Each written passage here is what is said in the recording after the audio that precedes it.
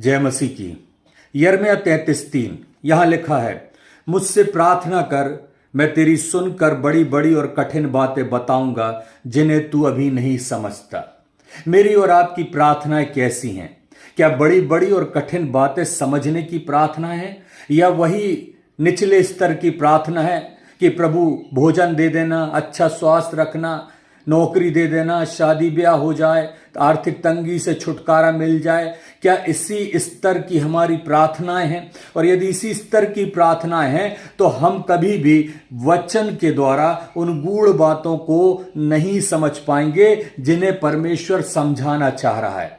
ऐसा नहीं कि वो प्रार्थनाएं आपकी नहीं सुनी जाएंगी, परंतु आप कभी गहराई में नहीं जा पाएंगे, आप गूढ़ बातों को समझ नहीं पाएंगे, आप उस गहराई को जान नहीं पाएंगे जो परमेश्वर का वचन बता रहा है। आपके मन में जब तक प्रश्न नहीं उठेगा, जब तक आपके दिल और दिमाग में प्रश्न नहीं आएगा, उसका उत्तर आपको कैसे मिलेगा? और यदि उसका उत्तर आपको चाहिए तो आपको परमेश्वर से प्रार्थना करनी होगी, प्रभु मुझे बता कि ये बातें कैसे हल होंगी, इसका उत्तर क्या होगा।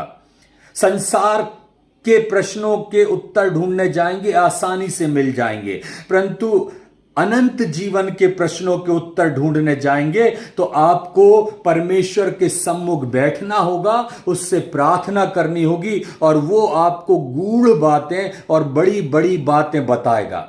मेरे प्रियो, आप तब तक उन बातों को नहीं समझ पाएंगे जब तक आप आत्मा से नहीं प्रार्थना करेंगे।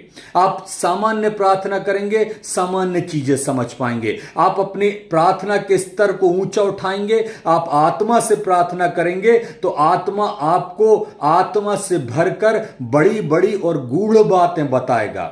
और वही मुझको और आपको चाहिए इस मसीह जीवन में। वो बड़ी बड़ी गूढ़ बातें हमको इस संसार के प्रलोभनों से बचाएगी, शैतान के जालों से बचाएगी और उसके तत्पश्चात हमको अनंत जीवन की निश्चितता भी दिलाएगी।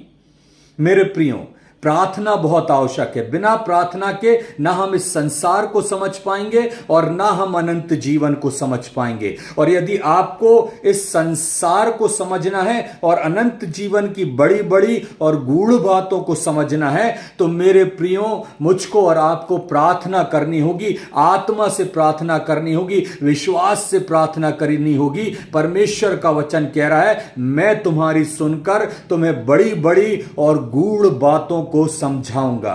परमेश्वर प्रार्थना के द्वारा मेरी और आपकी सहायता करे। आमीन। जय मसीह की।